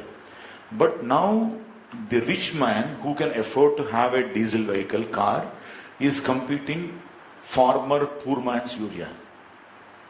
Now how can you reduce the price of urea? Currently it is imported at 3,500 rupees for a bag, and government has to give it at 300 rupees per bag to the farmer, and unless you give 3,200 rupees subsidy, farmer cannot afford to buy this. Now what is chemist doing, or what is the engineer doing? So you have a problem. How can I reduce the cost of urea from 3,000 rupees to at least 500 rupees or 1,000 rupees, so that government can reduce the subsidy on urea? Also, can we get an alternate chemical which can trap those NO gases from your vehicle, that you don't take away farmers' urea and put into your vehicle? So these are the two competing scenarios which we as researchers have to address as early as possible. Okay, so of course Green Revolution, Swaminathan, all that we know, Norman Borlaug, how he made. We are not dying of starvation, despite India had several millions of deaths during the pre-independence and immediately after independence, the famine we had. But I think this is the interventions we have done. And of course Philippines, Mexico, India, they were the leaders in the Green Revolution, and we made this planet reasonably having food sufficient to all of us. Okay, again an intervention of chemists and chemical engineers and scientists in general. So I will tell you, if the farmer does agriculture, today a cultivation alone will not give enough livelihood for him or for the family. So we need to engage and research ourselves how our branches of science can help in the production of vegetables, fruit cultivation, poultry farming, duckery, aqua, agroforestry. We are talking of biogas plants. So how our chemistry, chemical engineering, mechanical, electrical, AI tools, I think how we can integrate so that we aspire to have healthy food for the planet is one problem all of us will have. Of course, drone technologies are going to play an important role, but I will not tell you the story on that. And then, is it essential when we look at the statistics? Growing one kilo of potato produces X amount of global warming material, if we want to call, whatever we talk of greenhouse gases, vis-a-vis growing 1 kilo of meat. That means growing a chicken or a sheep or whatever people eat. The amount of greenhouse gases both contribute for producing 1 kilo of food. It is 1:100. I'm advocating that you eat only potato. I'm not advocating. Okay. But then how do you reduce the greenhouse gas emissions while you grow the meat? So here is a solution to the planet, which I have no clue, but taken from some DST funds. We fund many startups. So you can make a plant-based meat, fermentation-based meat, cultivated meat, reduce the greenhouse gases, but still the non-vegetarian will get the same feel of he's eating the meat. It also gives you the protein, the texture, everything is identical. So this is something, a great intervention we as scientists have done. So stop at agriculture, where we have a meat, we have agriculture, urea solutions, but then where you get energy to do both these sectors drive. Energy, again, if you look at evolution of energy, sun was the first source of energy, which we ignored and went on to use all the fossil fuels. Interestingly, Rajesh already put my title that I have to give a talk on sustainable energy. Then I don't even work in energy, so I had to bring some story around that, but then suddenly he was very generous that no, you can change the title. So then the story was built again. So if you look at sun was the first source of energy, but we ignored sun, went on to dig the fossil fuels, just because someone said that fossil fuel is great. And interestingly, the fossil fuel has a story. When Ford launched their first motor engine car or Jeep, whatever they called those days, the announcement of the Ford chairman to the public was in 1900, 1890, 1910, in between. That was the time when this revolution happened. The first announcement was, all of you are using bullock carts and horses and camels and elephants for transport, but you have to feed so much grass at your backyard to feed the animals for you to take from one place to other place. But then when it is going on the King's Way, the Rajamarg, whatever you call, it's also shitting on the street. So it's very dirty, shabby, and it is non-green, let us say. Then we are coming with a vehicle which gives you a little smoke from behind, very little, and this is the most green technology we have ever produced. You can stop bullock carts and all that. Now what is happening today? That little smoke in Delhi has created havoc with the planet. Now we go back and see how I should produce bioethanol using the same grass which a horse was eating and taking the transportation. So the whole cycle is complete now. So how can I make now that little smoke to zero smoke? That is where I'm not advocating that you go back to bullock cart or a horse which is better than a diesel engine, but can I make hydrogen as the best fuel, or sun, which is the first source of energy for this planet and for this universe? How can I use this as my best energy source? I think that's the message for all of you. And this story tells how fire was discovered, as I told you, one accidental meet. But fire is a discovery rather than an invention. Fire was most likely given to man as a gift from the heavens when a bolt of lightning struck a tree or a bush, suddenly starting the fire. As early as 400,000 BC, fire was kindled in the caves of Peking man. So when there was a little fire, the man didn't know how to preserve it. So he put in a cave, and then whenever he wants, he will borrow from there. So he keep burning something there, okay? And then prehistoric societies used fire for warmth and cooking 250,000 years ago. This is how the entire story of light has come. And I'll just tell you on wind, biomass, hydro, solar, geothermal, tidal. But my first preference is, of course, hydrogen, because this planet, we have 60%, 70% of the ocean. How can I convert a salt water without distilling it, can split using electrochemistry and make hydrogen? I think that's the whole world is working. Even India has a dream that can we make $1 1 kilo hydrogen. I mean, that means that would be the best fuel all of us can have, and hopefully the hydrogen, as my friend mentioned about the green, purple, blue, grey, black, I think these are the nomenclatures given for how the hydrogen is produced. Generally considered as hydrogen produced from the electrolysis of water using renewables as power source. Purple is hydrogen produced from the electrolysis of water using nuclear as the power, which is much better than the blue or grey or black. Black is what he was describing, extracted from a synthetic gas produced from coal. So can we make green and purple as the dream fuel so that we don't burn the fossil fuels, and then there is no global warming, so we don't require to worry about Mumbaikar coming over to Nagpurkars or Visakhapatnam fellows coming to Hyderabad. I think all that we can stop when we go to hydrogen as an energy, very green, using either purple or green, not beyond that. And of course, many other circular economical principles, sustainable principles. I think that makes the planet more happier and healthier. So global challenges, I'm in the last 3 slides now. So we talk of the grand challenges, chemical sciences and engineering, to make my friends happy, play an important role in tackling the global challenges, sustainable development, tackling antibiotic resistance, and of course climate change. Okay. Then if you look at the COP27 observations, we keep having these meetings year on year. So look at the one who produces 421.7 gigatons of carbon dioxide versus India somewhere here. But then whoever produces, it's going to be global warming. It is not America warming, or it is not Germany warming. So we need to be extremely careful, and all countries to work together under one platform. And then this, I will not tell you which sector contributes greenhouse gas emissions, but if you look at this sector, I think energy sector is the one which produces the maximum.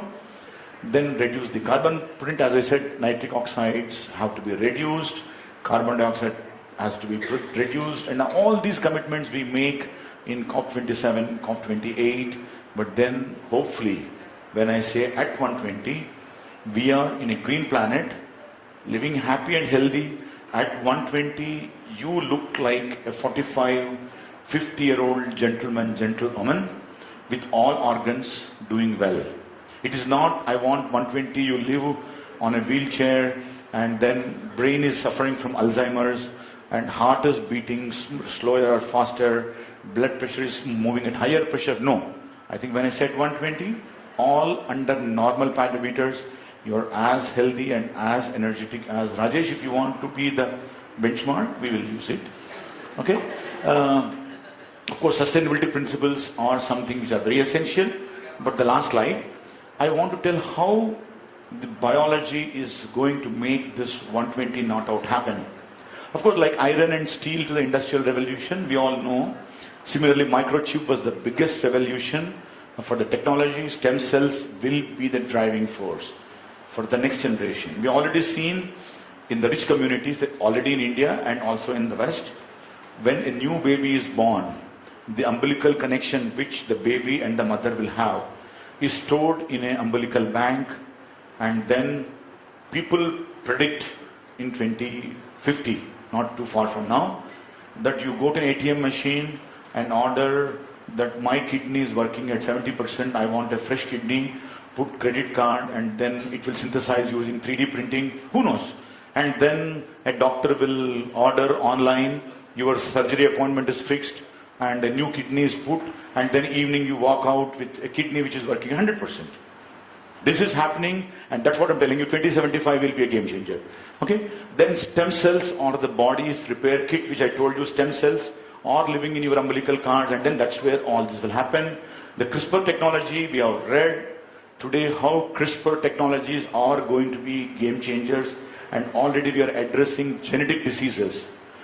We know someone suffering from a birth disease, you can correct the gene, and then the person, the boy or the girl will be normal.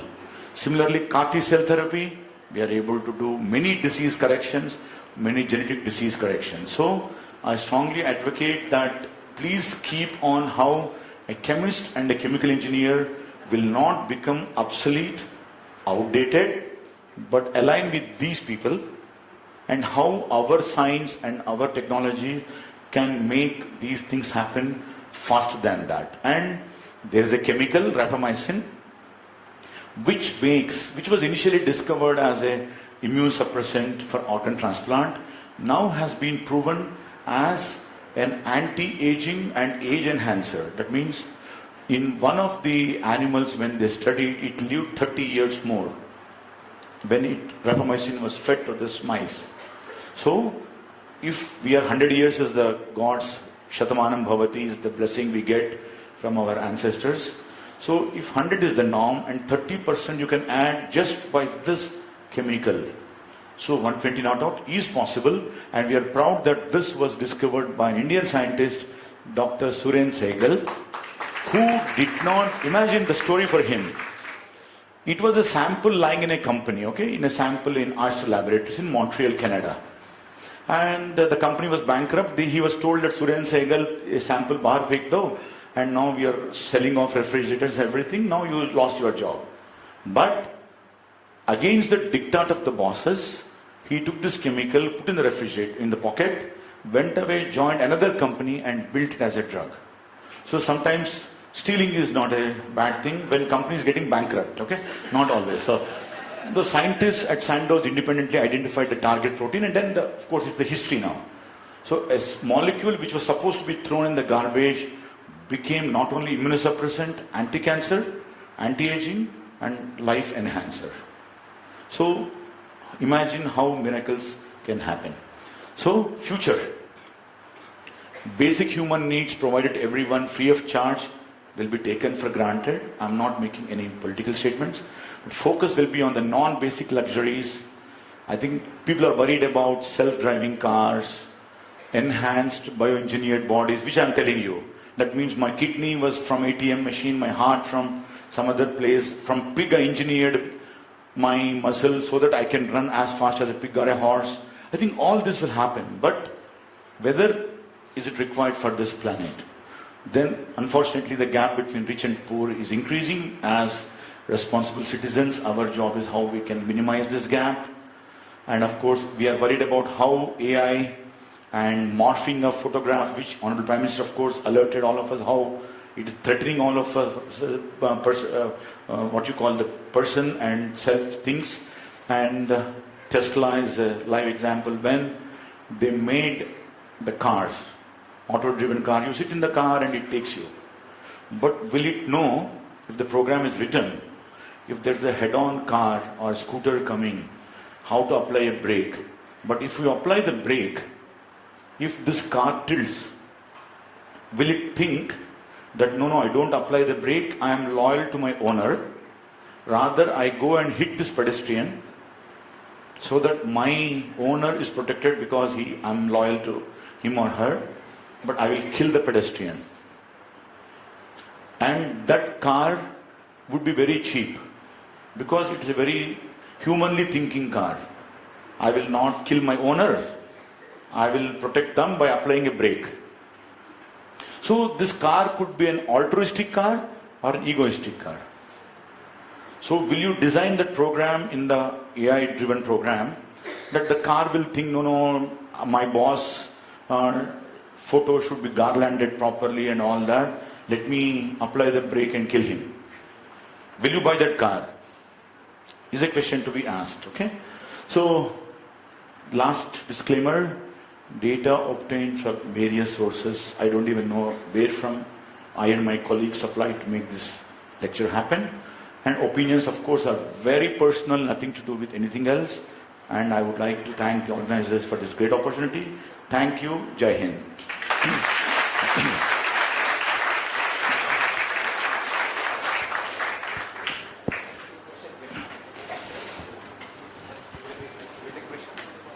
I don't have answers, but I can still take it. Ladies and gentlemen, Sir? Happiness factor, yeah. Most of the countries are Scandinavian countries. Why? Sir, sir. Most of the countries you mentioned are Scandinavian countries. Or? Scandinavian countries. Scandinavian countries, yeah. Why? Okay, that's what I said. I mean, I know answer, but my guess, the Scandinavian countries, the lifestyle is very different from rest of the world, and they are content people.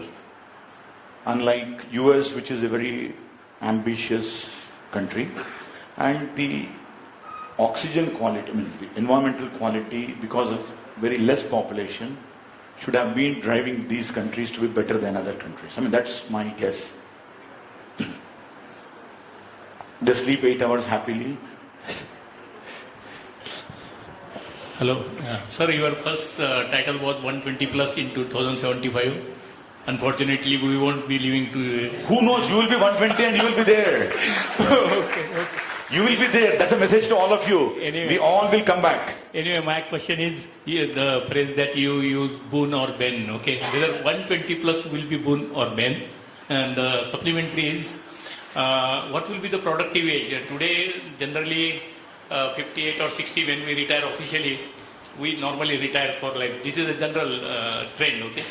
Now, if it becomes, say, today it may be 70, 80 years average life expectancy, when it becomes 120 plus, what will be the productive age? Will it go from 60 to some, or otherwise what is the point in living that life? Okay. So I told you 120 you are living at the 50 years young man or 50 years old person.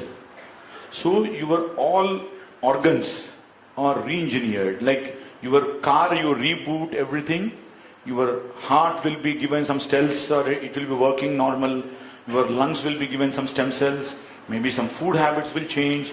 Some nutraceuticals will come. I mean, I'm not telling that. That's what I did. 120 not on a wheelchair. 120 in a cricket ground.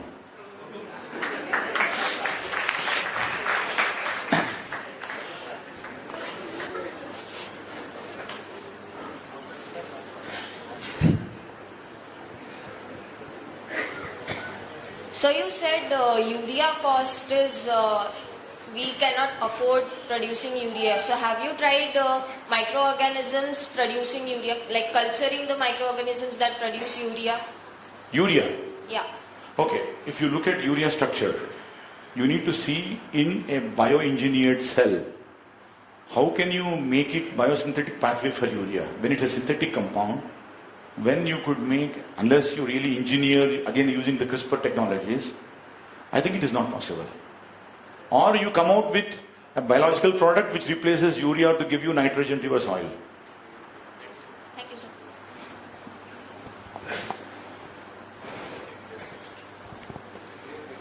Was it nuclear? Who is asking nuclear?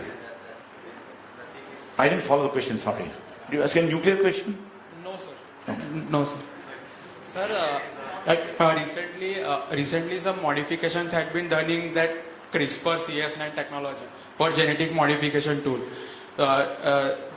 Some scientists also has won a Nobel Prize for it for the curing of sickle cell anemia. Perfect.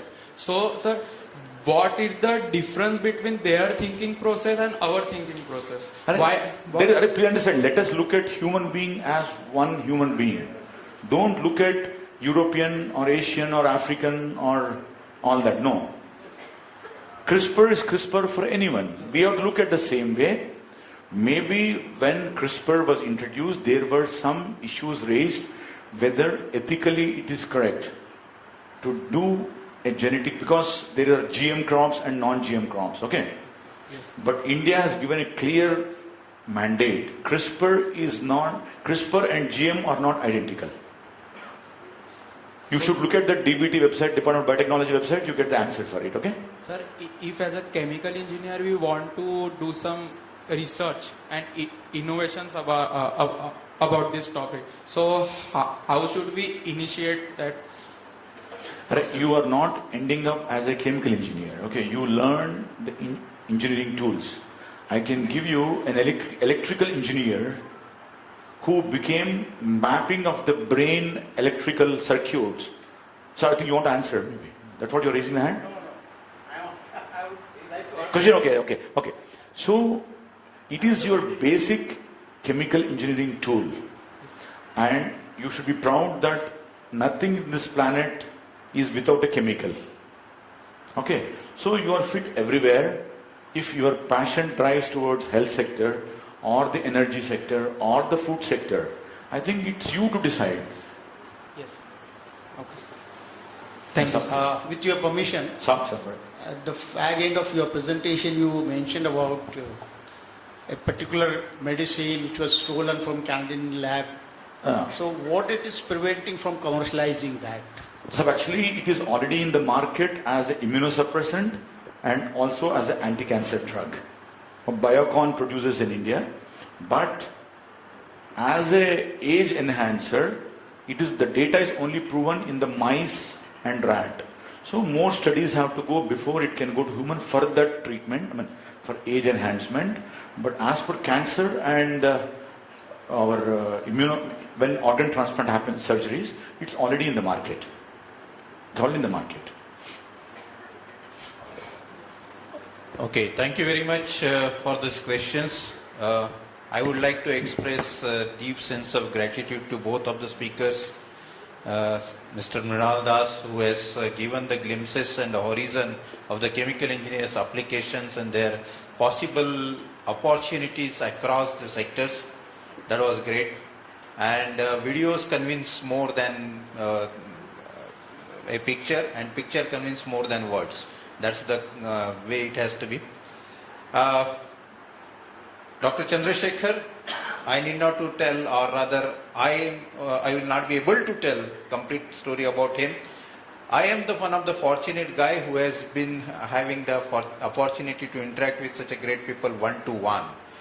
The glimpses you have seen, if you get into the deep dives, then the deep dives give you better things. Let me tell you just one thing. He was holding the helm of affair of the science and technology in the country as a secretary to Department of Science and Technology, and where he was mobilizing some 20,000 CR budget for the science and technology, out of which he was just giving us the 4,000 crore to CSIR. That's the only miser thing he had. Otherwise, he's very generous. Thank you very much, sir. Thank you for being here on my request and on the behalf of organizers, that is Lakshminarayan Institute of Technology Alumni Association and Lakshminarayan Innovation Technological University. Both are in debt to you, both of you. Thank you very much. Thanks a lot. And for all of you, thanks to be here. Thank you very much. Next session after the lunch would be at 2:30. We have two speakers there. And one is none other than our alumni, Mr. Rankaji, Dr. Rankaji, who has developed his own empire from starting from here. And other one is definitely is very important for those who are looking for innovation. Controller General of Patents, Government of India is here and he is going to speak in that. So he is the guy who signs your all patents, copyrights and designs as on today. So please be there. That's going to be, of course, enriching lectures. Those will be enriching. Thank you very much, sir. Thanks, sir. Thank you.